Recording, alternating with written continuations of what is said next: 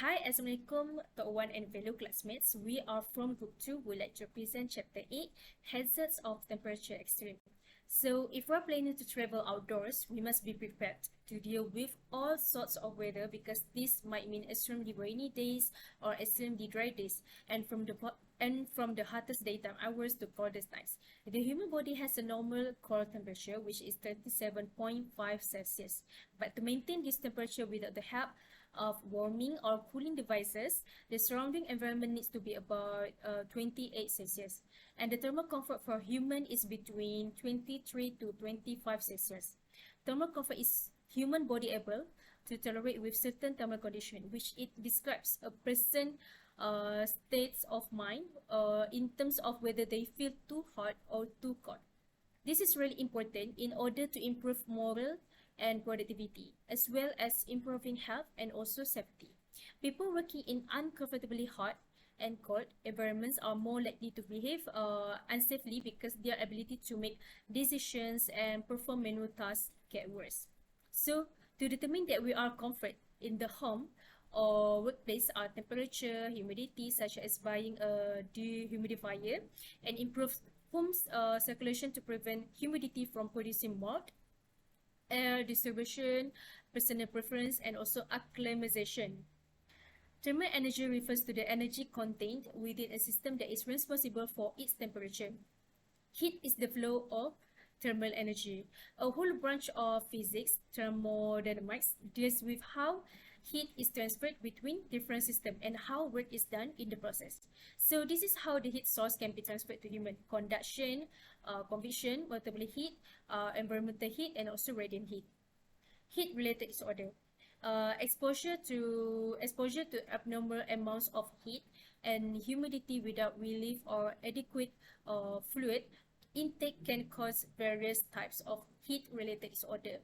Heat-related disorder can be occurred because of metabolic cause of work, environmental factors such as air temperature, humidity, air movement, and also clothing requirement.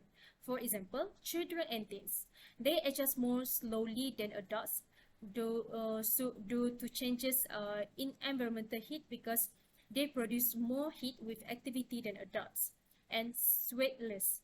Sweating is one of the body's normal cooling mechanisms. They often do not think to rest when having fun and may not drink enough fluids or water when playing, exercising, or participating in sports. Children and teens with chronic health problems or those who take certain medicines may be more exposed to related disorder.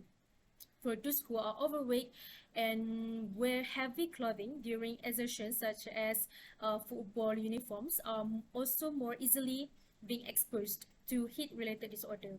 So there are three stages of heat-related disorder: heat stress, heat strain, and also heat stroke. Heat stroke.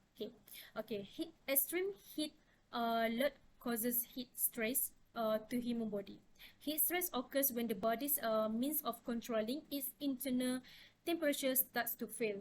Work rate, humidity, and clothing worn while working will also may lead to heat stress. Heat strain is the overall psychological response resulting from heat stress. These psychological responses are related to disappear excess heat from the body. Heat strain is imposed by the working environment, which is combination of the radiant and air temperature, relative humidity, and also air velocity. The last one is heat stroke. Heat stroke is the most serious heat-related disorder. It occurs when the body becomes unable to control its temperature. So when the body's temperature rises rapidly, the sweating mechanism fails and the body is unable to cool down. Other heat-related disorders are heat rash, sunburn, heat cramps, fainting, heat exhaustion, and also heat stroke. All these stages of heat emergency are very serious. So if you have seen anyone else shows danger signs of heat-related disorder, please move the person out of the heat and please place them in a cool environment. Give them drink cool or a non-alcoholic Remove tight or heavy clothing or call for assistance if needed, and monitor them closely. We continue for the heat stress management and cold stress. Heat stress can result in heat stroke, heat exhaustion, heat cramps, or heat rashes. Heat can also increase the risk of injuries in workers as it may result in sweaty palms, fogged up safety glasses, and dizziness. Burns may also occur as a result of accidental contact with hot surfaces or steam. Managing heat stress in workplace divide by two, which are general and specific. The general is provide accurate verbal and written instructions, training programs, and other information about heat stress and strain. Encourage drinking small volumes, approximately 1 cup of cool water about every 20 minutes. Permit self-limitation of exposure, and encourage co-workers' observation to detect signs and symptoms of heat strain in others. Counsel and monitor those employees who take medication that may compromise normal cardiovascular, blood pressure, as well as those who abuse or who are recovering from the abuse of alcohol and other intoxication.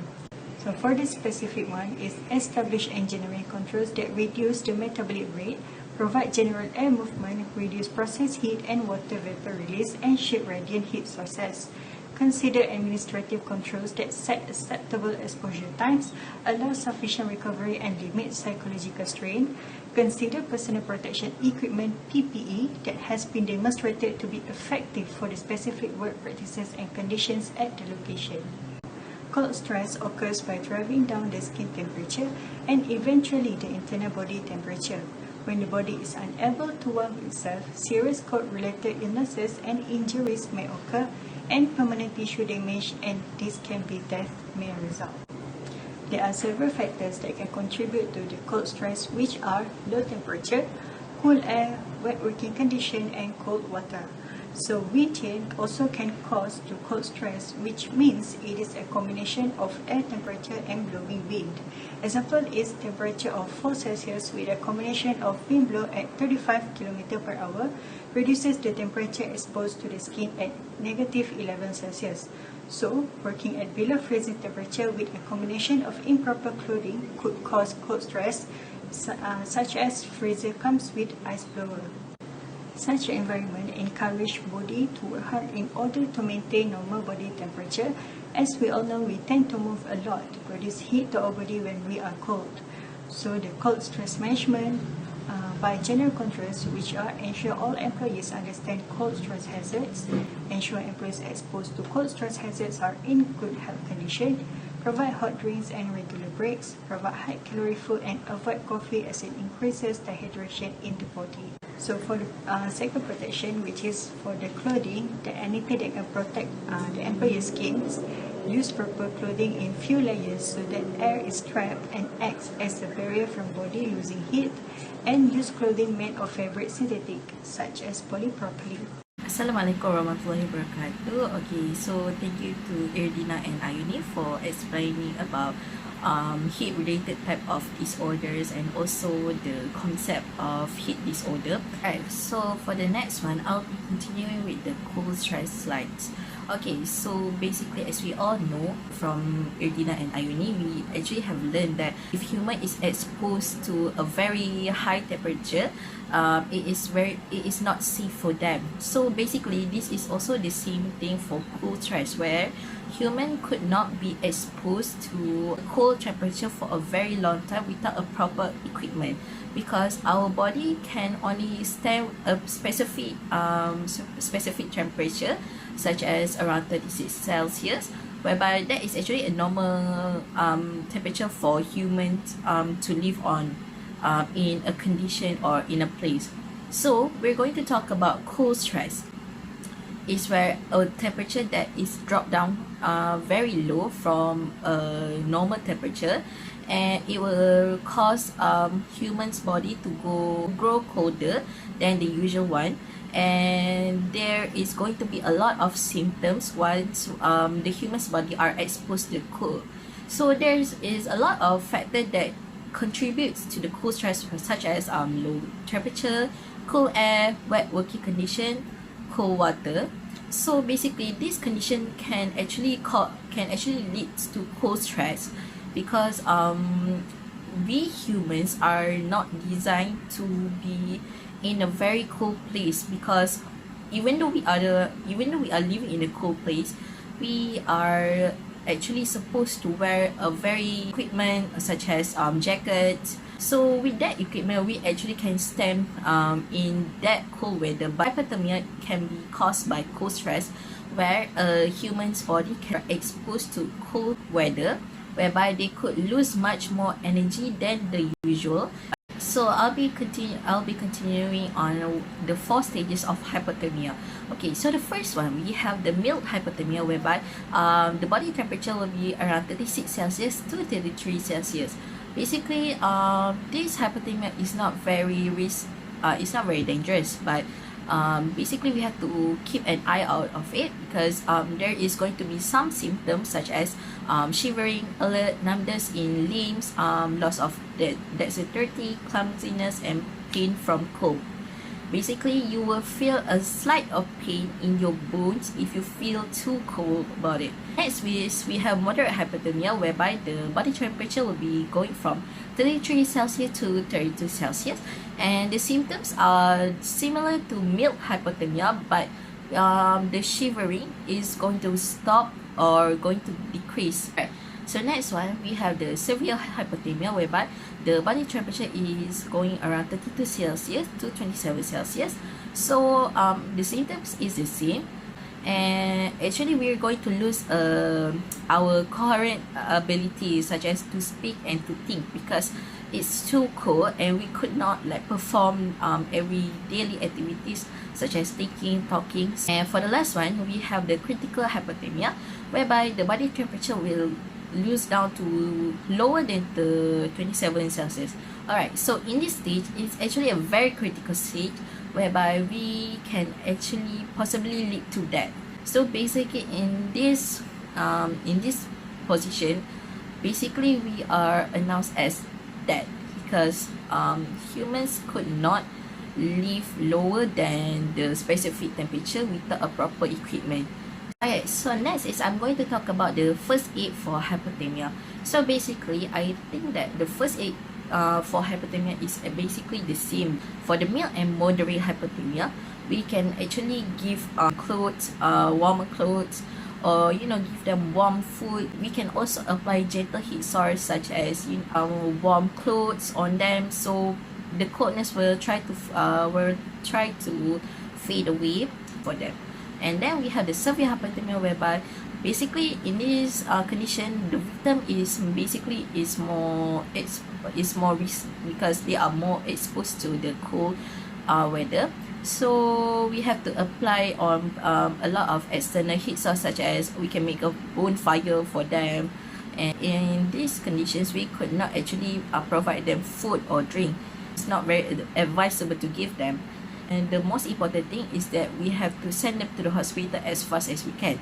So the last one is the critical hypothermia. We still could try, whereby we could handle them with care, give them CPR, and try to stabilize their breathing until help comes to the way. There is another disease that could happen when you are exposed to a very cold temperature, which is a frostbite. Basically, how does a frostbite happen?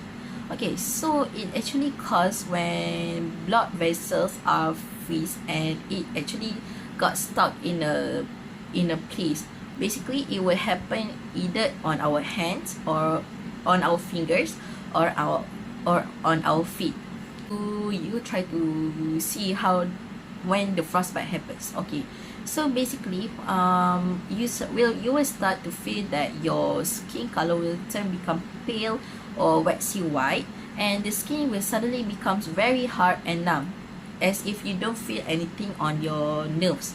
So how can you prevent frostbite from happening? So basically, you can move the victim to a warm area, because they are already exposed to the cold weather for a very long time. So moving them to a warm area is a very good idea.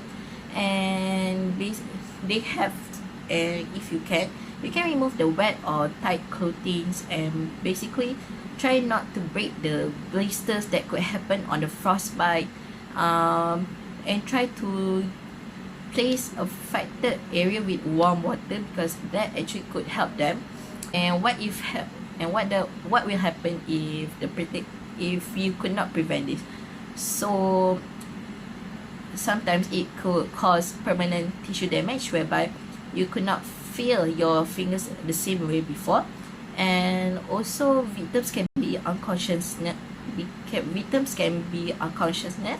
and they could also lead to death because from a heart failure.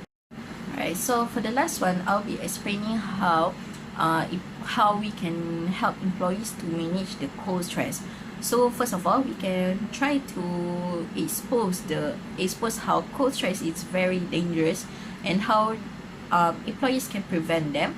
So by giving them this knowledge, we can help them to understand. We can help the employees to understand how dangerous the cold stress is. Sure that the employees that are exposed to the cold stress is in a very good condition, because we have to take care of them, since cold stress can actually lead more complications in the future.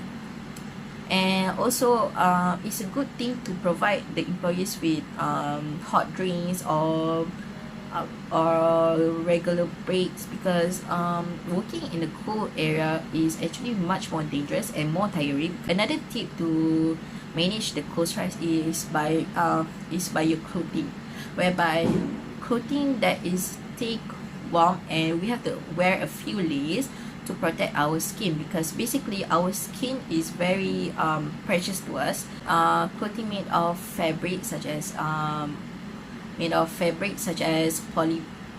polypropylene is a very good clothing that employees can wear during this cold weather. The last thing I will be talking about is about the functions of skins, and why you should take care of them, and what could happen when you do not take care of your skin. So basically, the function of skin is to protect you from the cold or the hot weather, and it gives you the heat regulations to stabilize your temperature. If we do not take care of our skins, we could possibly get skin burns, and basically skin burns is very bad. So the skin burns can happen to two types of layer, which is one is from the outer layer, which is the epidermis, and the second one is the inner layer, which is the dermis, cutis, or corium. So that's all from group 2 for chapter 8, and I hope you guys enjoy this. So thank you guys, and thank you to Tok Wan.